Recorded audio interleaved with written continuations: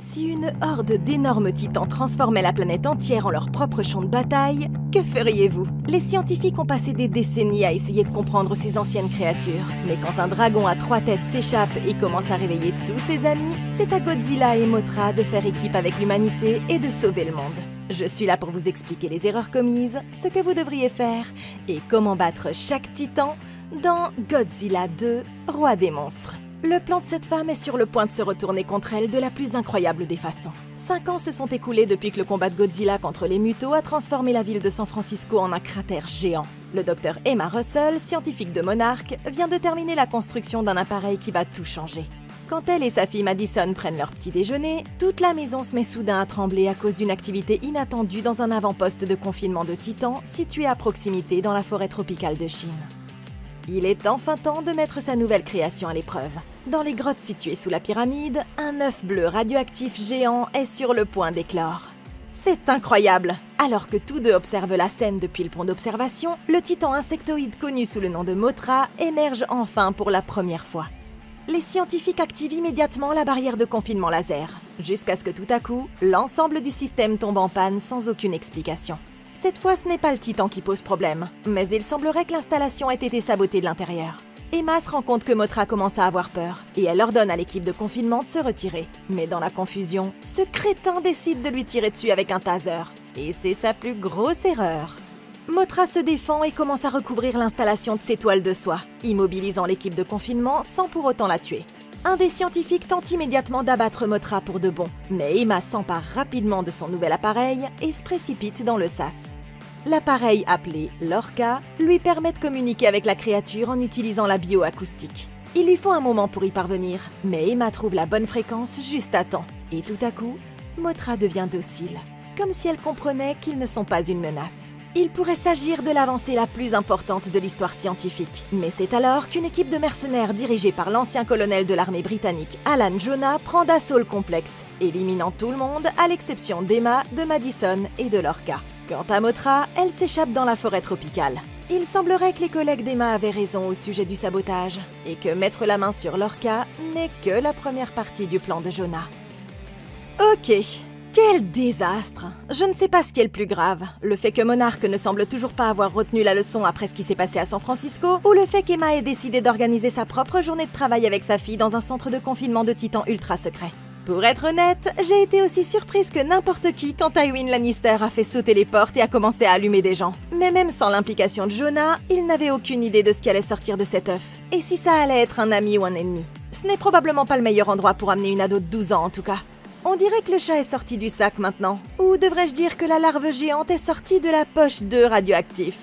Voici Mothra, un titan de la famille des lépidoptères, c'est-à-dire des papillons de jour et de nuit.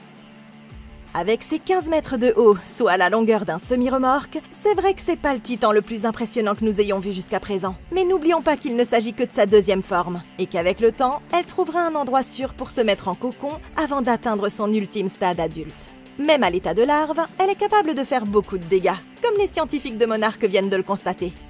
Sa taille gigantesque lui permet d'écraser des humains chétifs comme un œuf. Ses nombreuses paires de bras terminées par des crochets pointus, ses mâchoires acérées et sa capacité à tisser des toiles de soie super résistantes font d'elle un ennemi redoutable en cas de combat. Ou du moins, c'est ce qui arriverait. Mais la bonne nouvelle pour nous, c'est que Mothra est en fait une amie. Elle peut sembler terrifiante, mais en réalité, Mothra n'aurait pas attaqué si l'équipe de confinement ne l'avait pas frappée. Alors qu'elle aurait pu les tuer, elle a préféré les éliminer en douceur avec ses toiles, prouvant ainsi qu'elle est non seulement amicale, mais qu'elle fait tout de même son possible pour éviter de blesser les humains quand c'est possible. Et c'est plutôt cool. Maintenant, il est possible de la blesser avec suffisamment de force comme toutes les bestioles. Le feu fait généralement l'affaire, mais il serait peut-être préférable que l'équipe de Monarch apprenne de ses erreurs et s'efforce de s'entendre avec elle au lieu de chercher la bagarre. En parlant d'erreurs, cette station a vraiment besoin d'améliorer sa sécurité. Je veux dire sérieusement, ce type Jonah est entré comme ça, a libéré un titan et a volé l'appareil probablement le plus dangereux du monde sans que personne ne réagisse. Dès qu'elle a compris ce qui se passait, Emma aurait dû détruire Lorca avant qu'il ne tombe entre de mauvaises mains. Elle pourrait toujours le reconstruire plus tard. De plus, ça donnerait à Jonah une raison de les garder en vie, elle et Madison. Au moins jusqu'à ce qu'elle fabrique un nouvel Lorca. Mieux encore, pourquoi ne pas utiliser le système pour dire à Mothra de combattre les méchants? Elle aurait pu se débarrasser d'eux rapidement avec ses toiles. Mais nous allons bientôt découvrir qu'Emma avait ses propres raisons de faire ce qu'elle a fait. Si Jonah a l'intention d'utiliser l'appareil, il devra attaquer un autre avant-poste. Et il semblerait qu'il faille se trouver à une certaine distance de la créature pour que l'Orca fonctionne. Sinon, pourquoi Emma aurait-elle pris le risque de s'approcher si près? La situation pourrait rapidement dégénérer. Et tant que Jonah n'est pas arrêté, les dirigeants de Monarch devraient immédiatement mettre tous leurs autres avant-postes en état d'alerte maximale. En attendant, ils devraient vérifier les notes d'Emma pour voir s'il existe un moyen de tracer leur cas, comme un dispositif de repérage intégré, et demander l'aide de l'armée dans tous les pays où ils ont un avant-poste. Parce que ces titans représenteront une sérieuse menace mondiale s'ils tombent entre de mauvaises mains. Monarch doit faire en sorte qu'Emma, Madison et surtout Lorca retombent entre de bonnes mains. Et il n'y a qu'un seul homme pour ce travail, l'ex-mari d'Emma et ancien agent de Monarch, Mark. Emma a créé Lorca en combinant des échantillons de signatures bioacoustiques de Titan. Mais ils ne savent pas exactement quelle signature elle a utilisée. Ils ont besoin de l'aide de Mark pour déterminer la fréquence précise, afin de localiser l'appareil et de sauver Emma et Madison avant qu'il ne soit trop tard.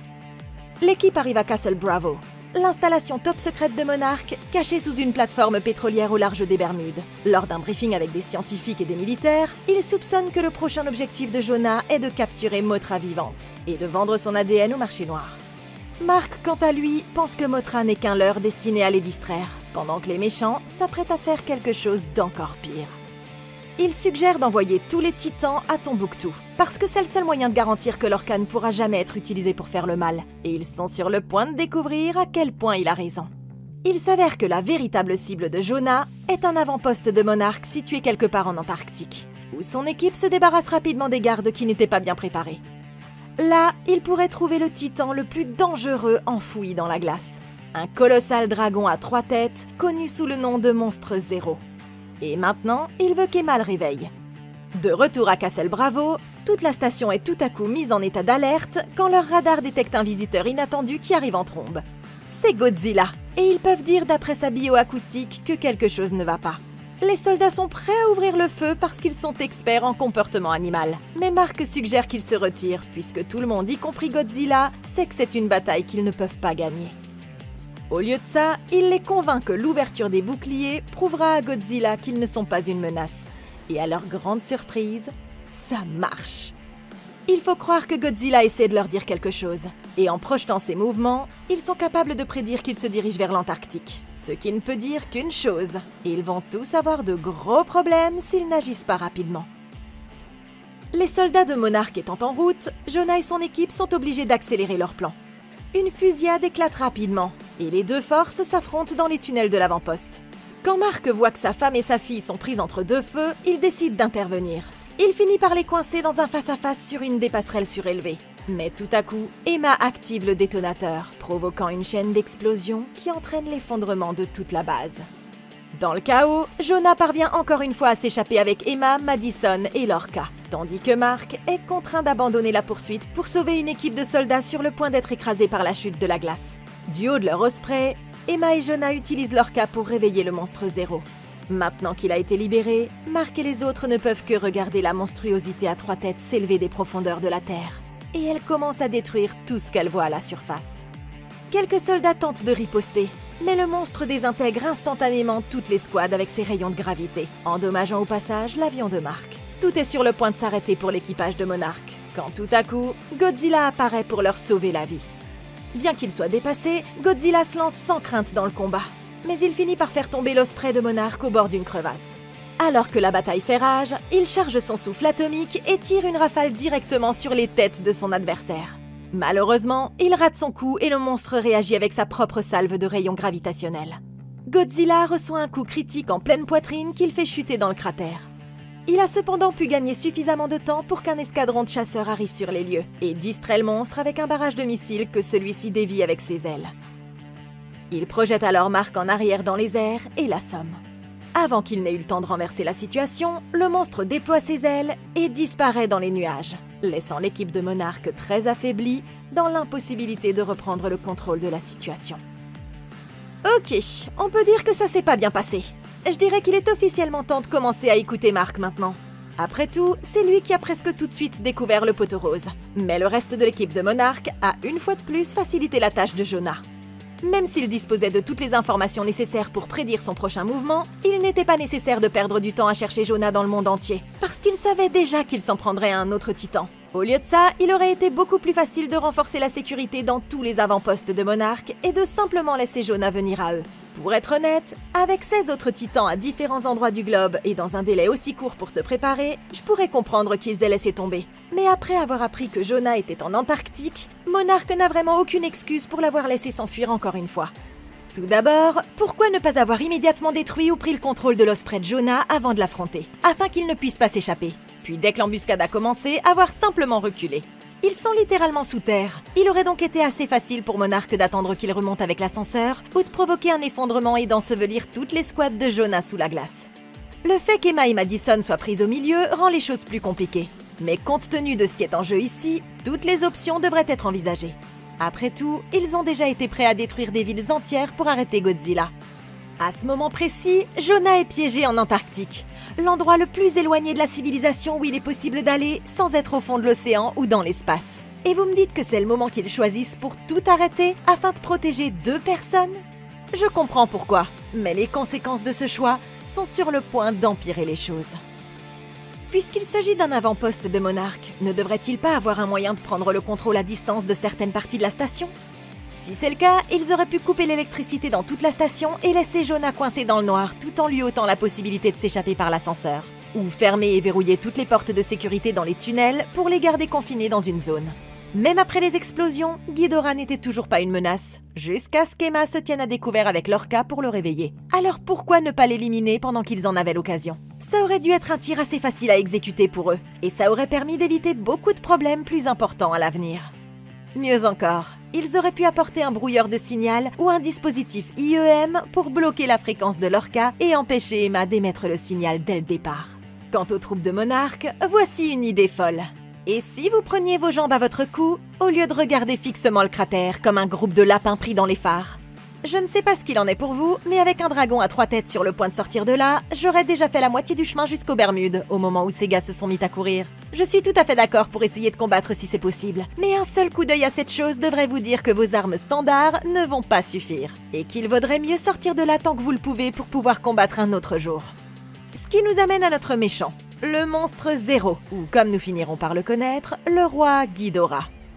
Ce géant est aussi terrifiant que le précédent, puisqu'il mesure près de 150 mètres de haut. C'est presque aussi haut que le Washington Monument, et il pèse la bagatelle de 140 000 tonnes.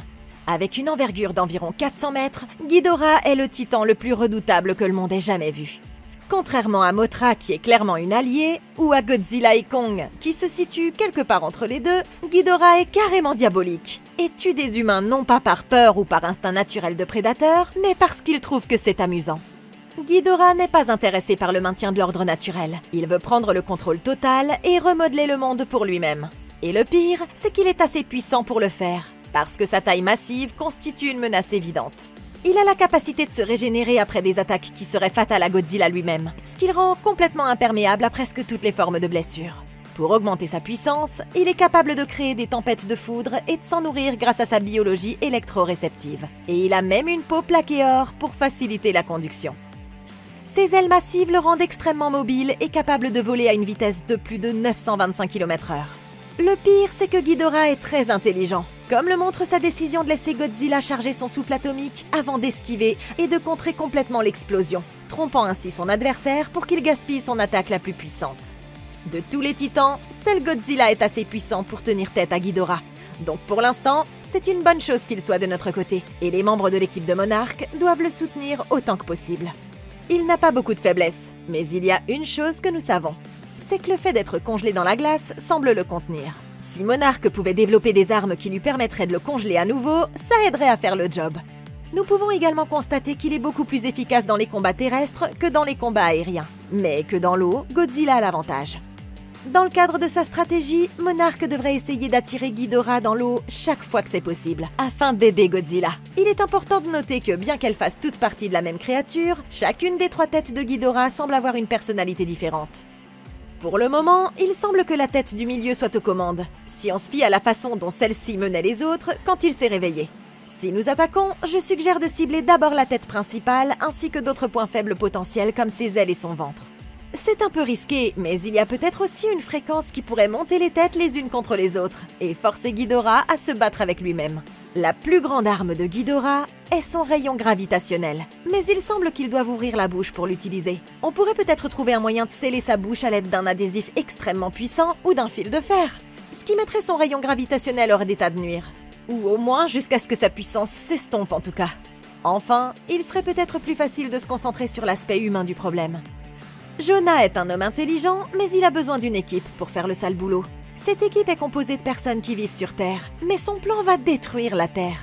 Évidemment, vous pouvez voir en quoi ça pourrait être un problème.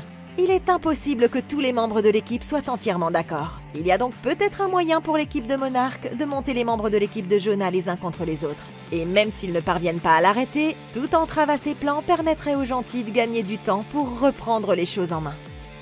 Mark se réveille finalement sur le vaisseau de commandement de Monarch, et il découvre qu'ils poursuivent déjà Emma vers un autre lieu de confinement de Titans, situé sur une petite île juste au large de la côte mexicaine. Les chercheurs ne comprennent pas pourquoi Emma fait ça, mais à ce moment-là, ils reçoivent un appel surprise de Madame la Cinglée en personne, qui veut leur expliquer son plan diabolique. Il s'avère qu'Emma a perdu pied après la mort de son fils lors du combat de Godzilla contre les Mutos, et qu'en faisant des recherches sur les Titans pour trouver un moyen de les arrêter, elle a réalisé que l'humanité elle-même est en fait la maladie, et que les Titans en sont le remède. C'est un plan de dépeuplement classique. Mais au lieu de chercher les pierres d'infinité pour que Thanos puisse faire disparaître la moitié de l'humanité, ils ont décidé de laisser le monstre Zéro et ses amis faire le sale boulot à la place. Mark l'exhorte à reprendre ses esprits, mais la femme est déjà allée trop loin, et elle les quitte en les avertissant de se mettre à l'abri avant que la vraie destruction ne commence. En traçant son appel, l'équipe réalise tout à coup qu'Emma n'est pas vraiment sur l'île, mais qu'elle émet depuis les profondeurs d'un des bunkers secrets de Monarch, et qu'elle vient d'éteindre les systèmes de confinement du Titan qui y étaient retenus. Sur l'île, les soldats de Monarch font déjà tout ce qu'ils peuvent pour évacuer tout le monde le plus rapidement possible. Mais il est trop tard. Juste à ce moment-là, un cri d'un autre monde perce le ciel, alors que le volcan voisin entre soudainement en éruption et qu'un énorme monstre ressemblant à un ptérosaure émerge de la lave. C'est Rodan, le démon du feu. Et comme son nom l'indique, c'est loin d'être un ami. Au même moment, l'équipe de Monarch repère le monstre Zéro, et il voit qu'il se dirige tout droit vers le site d'émergence. Quels que soient les différends qui opposent ces deux titans, c'est pas bon pour les personnes encore coincées dans la zone. Mais c'est alors que Mark a une idée. Après avoir attiré l'attention de Rodan avec un barrage de missiles, les jets de Monarch font rapidement demi-tour en direction de l'océan, attirant le rapace pour qu'il les suive loin de la ville. Le plan fonctionne à merveille, mais il ne suffit pas à protéger complètement les gens au sol, parce que le simple fait que Rodan survole la ville provoque une rafale de vent dévastatrice qui démolit tout ce qui a la malchance d'être pris dans sa trajectoire dans les rues en contrebas. Ok, cette abomination aviaire s'appelle Rodan, et il est essentiellement un croisement entre un grand rapace et un ptérosaure, un ancien groupe de reptiles volants qui régnait dans le ciel il y a environ 220 millions d'années. Il mesure plus de 250 mètres de haut, pèse près de 400 000 tonnes et possède une envergure de 265 mètres, ainsi qu'un grand bec et des griffes acérées pour attaquer les proies qu'il a choisies, ce qui fait de lui un ennemi redoutable. On peut dire tout de suite que Rodan n'est pas un ami, même s'il n'était pas agressif avant que Monarch ne lui tire dessus. Ça aurait pu être une autre erreur, parce qu'il n'y avait aucun moyen de savoir ce qu'il aurait fait s'il n'avait pas été provoqué. Mais avec Ghidorah en route pour le combat, c'était vraiment le seul moyen de déplacer le champ de bataille loin du continent et à une distance plus sûre de la ville. Rodan est peut-être un titan, mais ce n'est pas un alpha. Et il se rangera toujours du côté du titan alpha actuel, quel qu'il soit. Ça veut dire qu'il pourrait y avoir un moyen d'utiliser Lorca pour le retourner contre les autres titans, et l'amener à travailler en tant que coéquipier des humains aux côtés de Mothra et de Godzilla. Mais ce n'est qu'une idée. L'intérieur du corps de Rodan est en fait un volcan, et il dégage une chaleur qui peut atteindre environ 1200 degrés Celsius. Ça le rend extrêmement résistant aux températures élevées et même aux attaques thermonucléaires de Godzilla. En raison de sa composition biovolcanique, le simple fait de s'approcher de Rodan peut être mortel pour tous ceux qui ne sont pas des monstres géants presque indestructibles. Toutes ces années passées à hiberner dans un volcan ont donné au corps de Rodan la composition d'une roche en fusion, ce qui le rend extrêmement résistant et capable d'encaisser tout ce que l'armée ou ses compagnons titans pourraient lui lancer. Il peut également générer des forces semblables à celles d'un cyclone avec ses immenses ailes, et voler aussi vite qu'un avion de chasse tout en conservant une maniabilité très impressionnante pour sa taille. Rodan est-il aussi résistant que Godzilla, Ghidorah ou Kong? Probablement pas, mais cela dit, il ne se laisse pas faire. Pour le combattre, l'équipe de Monarch aurait mieux fait d'utiliser des drones au lieu des avions de chasse. Parce que quand vous perdez un avion de chasse, vous ne perdez pas seulement l'avion, mais aussi les personnes qui savent le piloter. Rodan n'a peut-être pas beaucoup de faiblesses, mais sa caractéristique principale, qui est d'être volcanique, pourrait bien être la clé de notre victoire. Quand l'eau touche de la lave, elle finit par se refroidir jusqu'à se transformer en pierre. Ça veut dire que Monarch pourrait utiliser l'eau pour le contrer, soit en faisant venir des avions spécialement conçus pour lutter contre les incendies de forêt, soit en déversant sur lui des quantités considérables d'eau ou de produits chimiques anti-incendie, soit encore en concentrant tous leurs tirs sur la partie membraneuse de ses ailes pour le déséquilibrer et le faire tomber dans l'océan. Rodan n'est pas la seule menace sur le tableau, puisqu'ils savent maintenant que le plan d'Emma est de libérer tous les titans. Monarch devrait immédiatement évacuer les zones de population situées à proximité des sites de confinement, de façon à ce que l'armée puisse se concentrer sur la réponse à l'attaque au lieu de perdre du temps à s'assurer que les civils sont en sécurité.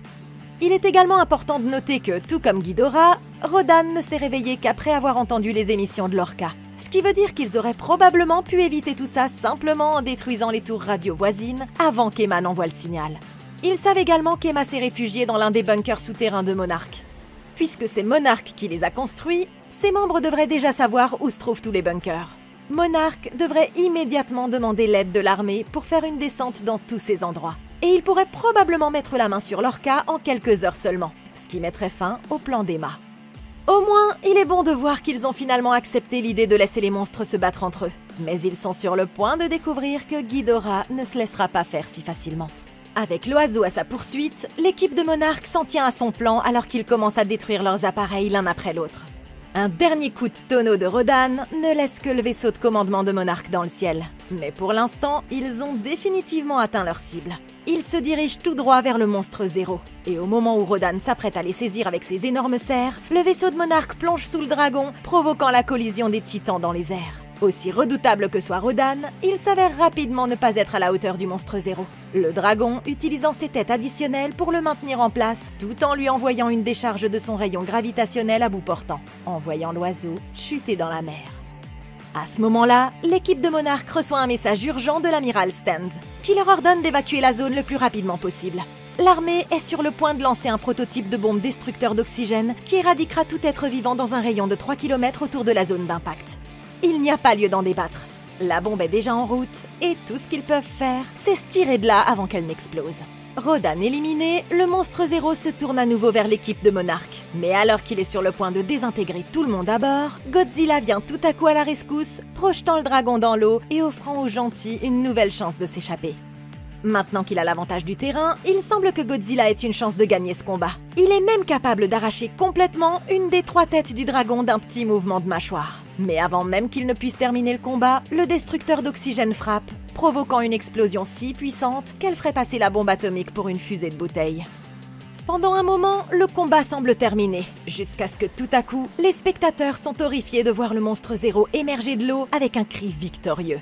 Avec une tête de moins qu'avant peut-être, mais indemne pour ce qui est des autres parties de son corps. Godzilla, quant à lui, a subi le plus gros de l'impact. Et alors que l'équipe de Monarch l'écoute depuis son vaisseau, il semble avoir été terrassé. Le roi des monstres est mort. Et maintenant, c'est le monstre Zéro qui est officiellement aux commandes. Il atterrit au sommet du volcan, fait pousser une nouvelle tête comme un lézard ferait repousser sa queue et pousse un puissant rugissement signalant à tous les autres titans qu'il y a un nouveau roi en ville. Partout dans le monde, les titans en hibernation commencent tout à coup à se réveiller et à s'échapper de leur confinement, répondant à l'appel du dragon et se soumettant à lui en tant que nouveau chef. Ok, non mais ils ont toujours pas compris qu'à chaque fois qu'ils essaient de résoudre la situation par la violence, même entre titans, ils ne font qu'empirer les choses. Je me sens comme le poisson de Bob l'éponge. Je me demande combien de fois nous allons devoir leur répéter la même histoire. Il n'y a qu'une seule façon de décrire ce dont nous venons d'être témoins. Monarch, tu as un peu merdé. D'accord, laissons de côté le fait qu'ils viennent de tuer accidentellement leur seule chance d'arrêter Ghidorah pendant 1 minute. Et parlons de la façon dont ils auraient pu empêcher les choses d'en arriver là. Monarch doit être l'une des organisations top secrètes les plus incompétentes qu'il m'ait été donné de voir. Comment se fait-il qu'Emma, une employée de Monarch, puisse arrêter les systèmes de confinement de Titan depuis un bunker à l'autre bout de la planète, mais que les membres de Monarch eux-mêmes ne puissent rien faire pour l'en empêcher? Vous voulez dire qu'ils n'ont rien prévu pour le cas où quelqu'un piraterait leur système et essaierait de libérer ces créatures qui détruisent le monde? C'est la première chose qu'ils auraient dû faire. Mais au lieu de ça, ils ont laissé les militaires s'en charger. Et ils ont passé tout leur temps à fabriquer une bombe destructrice d'oxygène qui détruit tous les êtres vivants dans un rayon de 3 km. Parce que je suppose que détruire leur propre ville n'était pas assez destructif. Traitez-moi de folle, mais n'aurait-il pas été plus logique de mettre en place des méthodes fiables pour repousser les attaques et contenir les monstres afin de ne jamais se retrouver dans une telle situation? Cette fois-ci, les méchants leur avaient même expliqué leur plan, et ils n'ont toujours rien fait pour l'empêcher. Même quelque chose d'aussi simple que désactiver les tours radio qu'ils savaient qu'Emma allait utiliser pour diffuser le signal aurait fait l'affaire. Le pire, c'est que Godzilla avait réussi à se débarrasser d'une des têtes et qu'il lui en restait 2. Mais ils sont intervenus au mauvais moment, et de la pire façon qui soit. J'imagine qu'il va falloir s'habituer à notre nouveau dragon à 3 têtes maintenant que Monarch vient de tuer la seule chose capable de nous protéger de lui. Et Monarch peut confier les clés de la planète à Ghidorah. Peut-être qu'un jour ils finiront par comprendre que la seule solution est de laisser Godzilla s'occuper de ce qu'il a à faire. Mais pour l'instant, Monarch, il semblerait que tu es merde. À ce stade, les choses ne semblent pas très bonnes pour l'humanité. Mais il y a un dernier titan qui pourrait s'avérer être notre ami. Après s'être échappé du confinement quand tout ce désastre a commencé, Mothra s'est enfermée dans un cocon sous une chute d'eau au cœur de la forêt tropicale de Yunnan. Tout à coup, le cocon se met à pulser d'énergie bleue, et il se met à aspirer de la poussière spatiale incandescente depuis le ciel nocturne. Et Mothra émerge sous sa forme définitive, arborant une paire de nouvelles ailes gargantuesques. Pendant ce temps, à bord du vaisseau de commandement de Monarch, le Dr Shen a réussi à obtenir des informations qui changent la donne au sujet de notre ami le monstre zéro. Il s'avère qu'il n'est pas du tout originaire de notre planète, mais qu'il appartient à une ancienne espèce extraterrestre. Son véritable nom est King Ghidorah, et dans le passé, Godzilla était le seul titan assez puissant pour le maîtriser. Maintenant qu'il s'est réveillé, Ghidorah a repris son objectif de transformer la Terre en son royaume personnel, et ils viennent de tuer leur seul espoir de l'arrêter. Alors que les militaires s'occupent de la situation, Mark décide d'essayer de sauver sa fille tant qu'il le peut encore. C'est alors qu'il remarque un énorme rayon de soleil traversant les nuages, tandis que la tempête de Ghidorah commence à se dissiper. C'est Mothra, et il semble qu'elle essaie de communiquer avec Godzilla. À la surprise générale, ça fonctionne, et le cœur de Godzilla se remet à battre. Mais il va falloir un certain temps avant qu'il ne retrouve toute sa puissance. Mark réfléchit rapidement et se rend compte qu'il y a peut-être un moyen pour eux de l'aider un peu. Voici le plan. Pendant qu'une moitié de l'équipe de Monarch tentera d'attirer Ghidorah sur le continent, l'autre moitié va descendre en sous-marin jusqu'à l'endroit où se cache Godzilla et lui administrer une bombe atomique pour accélérer sa régénération. C'est un pari risqué et incroyablement dangereux, mais tout le monde sait que c'est leur seule chance d'arrêter le dragon. Le plan commence en douceur, jusqu'à ce que tout à coup, le sous-marin de Monarch soit pris dans un vortex sous-marin inévitable et entraîné encore plus loin dans les profondeurs. Quand ils s'arrêtent enfin, ils réalisent qu'ils ont pénétré dans un des tunnels souterrains que Godzilla utilise pour se déplacer. Il s'avère qu'il y a toute une cité en bas qui semble être antérieure à l'Égypte ancienne, avec d'énormes statues de pierre partout en l'honneur de Godzilla. En vérifiant les scanners, il détecte une énorme boule de radiation juste au-dessus de la prochaine crête, qui doit être l'endroit où Godzilla se cache. Ils finissent par arriver à un point où les radiations sont trop intenses pour qu'ils puissent s'approcher, et même leurs drones ont du mal à passer. L'un des drones parvient brièvement à jeter un coup d'œil à l'intérieur de la grotte, et juste avant qu'ils ne s'éteignent, ils aperçoivent Godzilla en train de se régénérer au sommet d'une énorme pyramide de pierre, se nourrissant des radiations naturelles pour restaurer sa puissance. Il semble que Godzilla puisse se débrouiller seul, mais il y a un problème. Le processus de régénération pourrait prendre des années, alors qu'ils n'ont que quelques heures avant que Ghidorah et ses serviteurs ne détruisent toutes les autres formes de vie sur Terre. Ils n'ont d'autre choix que d'envoyer une bombe atomique pour accélérer le processus. Mais pour ne rien arranger, ils n'ont d'autre choix que d'envoyer une bombe atomique pour accélérer le processus. Mais pour ne rien arranger, leurs systèmes d'armement ont été gravement endommagés pendant la chute, ce qui les empêche de la lancer. Ça veut dire que quelqu'un va devoir amener l'arme directement à Godzilla. Et le docteur Serizawa décide de se porter volontaire pour ce travail, sachant pertinemment qu'il s'agit d'un voyage à sens unique. Ok, si on met de côté le fait qu'ils viennent de trouver la cité perdue de l'Atlantide, Monarch doit vraiment trouver un autre plan si c'est possible. Il est courageux de s'être porté volontaire, mais le docteur Serizawa est une ressource trop importante pour le laisser faire ce sacrifice. Au lieu de ça, il devrait envisager d'équiper l'arme d'une minuterie plus longue et de l'envoyer à bord d'un sous-marin sans équipage.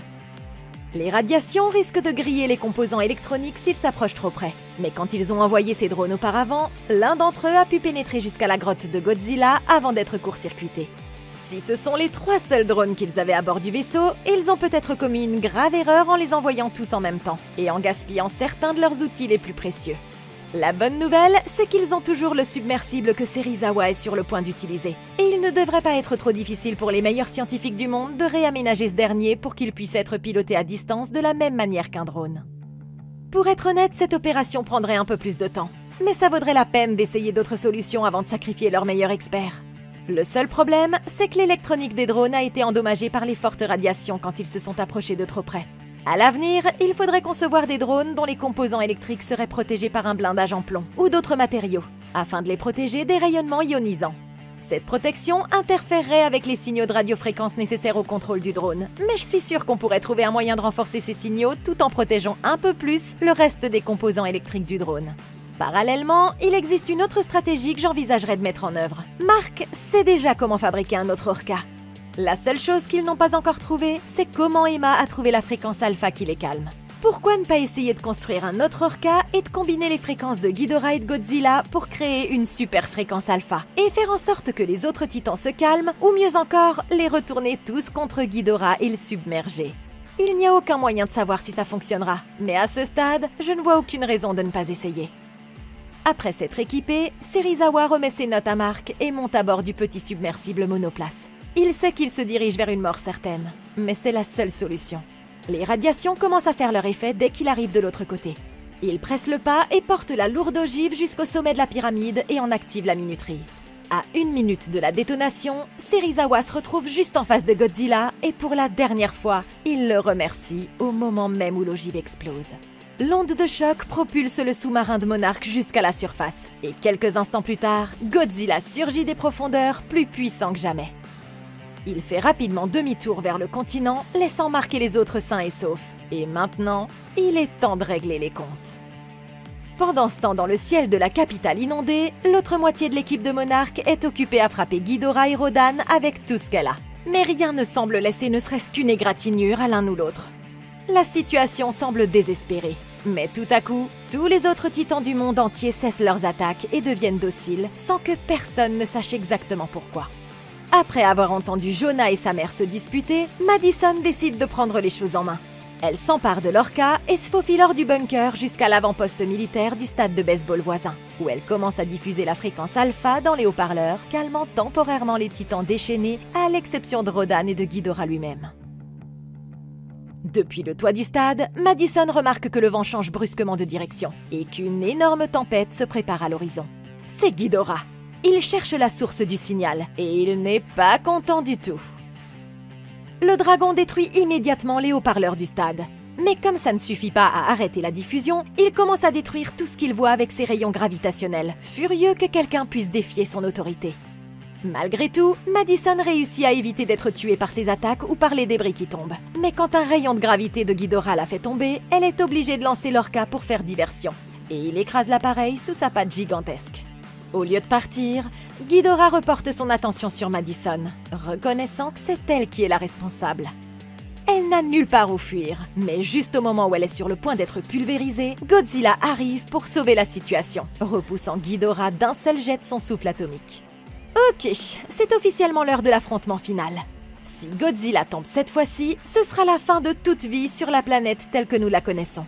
Monarch doit donc s'assurer de le soutenir et mettre tout en œuvre pour que le combat se déroule comme prévu. Ils n'ont peut-être pas l'Orca, mais ils savent maintenant comment Emma a créé la fréquence alpha qui permet de contrôler les autres titans. C'est pas comme si elle avait accès à une technologie ou à des matériaux que Monarch ne posséderait pas. Cela nous ramène donc à ce que nous avons dit précédemment. Il suffit de fabriquer un autre appareil. Au lieu de dire aux autres titans de se retirer, il pourrait les retourner contre Ghidorah et fournir à Godzilla des boucliers de viande pratiques pendant qu'il termine le travail. Godzilla a presque réussi à vaincre Ghidorah tout seul la dernière fois quand ils se sont rencontrés. Et maintenant, il va recevoir l'aide de Mothra. Le seul problème, c'est qu'elle n'est pas très puissante dans un combat. Mais s'ils avaient l'aide d'un seul autre titan comme Rodan ou n'importe quel autre, la bataille tournerait en faveur de Godzilla de façon majeure. De plus, si les militaires disposent d'autres armes qu'ils n'ont pas encore utilisées, comme les canons à énergie de Castle Bravo, il serait temps de s'en servir. Ils doivent faire absolument tout ce qu'ils peuvent pour soutenir Godzilla avant que Ghidorah ne détruise la planète entière. L'attaque met Ghidorah hors d'état de nuire, et cette fois, Godzilla et les militaires ont enfin appris à travailler ensemble. Prenant les devants, les chasseurs de Monarch se déchaînent sur le dragon en utilisant tout leur arsenal pour le distraire, tandis que Godzilla fonce pour le tuer. Il semble qu'ils aient réussi à renverser la situation. Mais comme toujours, il y a un problème. Le plan de Serizawa a un peu trop bien fonctionné. Et Godzilla n'est maintenant qu'à quelques minutes de devenir une bombe atomique qui détruira tout à des kilomètres à la ronde. ils parviennent à récupérer l'engin, endommagé mais toujours en un seul morceau. Quant à Madison, elle n'est nulle part en vue. L'Osprey de Mark a été détruit pendant le combat, mais c'est alors qu'Emma arrive dans un Humvee volé et leur crie de monter. Elle a changé d'avis maintenant qu'elle a vu de quoi Ghidorah est vraiment capable. Et alors qu'il s'éloigne à toute vitesse du champ de bataille, il réalise tout à coup que Madison a dû retourner dans leur ancienne maison. Pendant ce temps, Godzilla tient bon. Mais Ghidorah est toujours plus fort que lui, même avec sa nouvelle force. Alors que la bataille fait rage, Mothra émerge tout à coup des nuages, entraînant Ghidorah dans son élan jusqu'à un gratte-ciel, tandis que Godzilla l'attaque directement au travers de l'immeuble. Mothra tourne autour pour une autre attaque, mais se fait intercepter par Rodan qui la retire brièvement du combat le temps de s'occuper de cette nouvelle menace. Réalisant qu'il est en train de perdre la bataille, Ghidorah décide de s'attaquer à une centrale électrique en activité, inondant son corps d'énergie et augmentant sa force pour égaler celle de Godzilla. Au même moment, Rodan immobilise Mothra et s'apprête à l'achever, mais elle esquive son attaque et le poignarde à la poitrine avec un dard caché, le mettant enfin hors jeu. Ghidorah saisit Godzilla avec ses queues et l'assomme avant de le soulever dans l'atmosphère et de le laisser retomber à des milliers de mètres du sol. C'est une attaque dévastatrice, et pendant un instant, le combat semble terminé. Voyant son ami en difficulté, Mothra se précipite pour le protéger, mais Ghidorah la désintègre avec son rayon. La poussière retombe sur Godzilla, renouvelant ses forces, mais il lui faudra 1 minute avant d'être à nouveau sur pied. Lorsqu'ils arrivent sur place, Mark et Emma trouvent leur ancienne maison complètement détruite, mais Madison a trouvé refuge dans la baignoire. Heureusement, elle est encore en vie, mais aucun d'entre eux ne le sera longtemps, à moins qu'ils ne quittent la ville. Réfléchissant rapidement, ils parviennent à réparer leur cas, sachant que leur seul espoir est d'éloigner Ghidorah suffisamment longtemps pour laisser le temps à Godzilla de se rétablir. Alors qu'ils sont sur le point de monter à bord de leur Osprey, Emma se rend compte qu'elle va devoir rester en arrière. Elle prend alors Lorca dans son Humvee pour distraire Ghidorah et permettre à Mark et Madison de s'enfuir. Le plan fonctionne, et tandis que Ghidorah poursuit Emma, Godzilla devient complètement thermonucléaire et déclenche une explosion d'énergie qui arrache les ailes du dragon. Godzilla s'appuie sur son torse et déclenche ensuite une explosion si puissante que quand la poussière retombe, il ne reste plus qu'une seule tête de dragon qu'il détruit depuis l'intérieur de sa gueule avec une nouvelle rafale de son souffle atomique. À ce moment-là, les autres titans convergent vers le même endroit, et chacun d'entre eux, y compris Rodan, s'incline une fois de plus devant Godzilla, le reconnaissant en tant qu'alpha. Ghidorah vaincu, le véritable roi des monstres est de retour, mais il ne faudra pas attendre longtemps avant qu'une autre menace ne se lève pour lui disputer la couronne. Mais qu'auriez-vous fait? Moi je ne sais pas ce que j'aurais fait. Si j'aurais couru, je me serais enfui loin, très loin. J'aurais pris un sac rempli de DVD, un lecteur DVD, un écran plat et une pelle. J'aurais creusé un tunnel sous terre et j'y serais resté pendant un petit moment en matant mes vidéos tranquilles au lieu d'aller faire quoi que ce soit qui ait un rapport avec des titans sur Terre. Je suis simplement pas ce genre de meuf. Mais dites-moi dans les commentaires ce que vous auriez fait. Merci beaucoup d'avoir regardé. Laissez un like, abonnez-vous et consultez la playlist de Comment battre pour d'autres vidéos comme celle-ci. Moi, je vous donne rendez-vous dans la prochaine vidéo. Et d'ici là, je vous souhaite une excellente journée.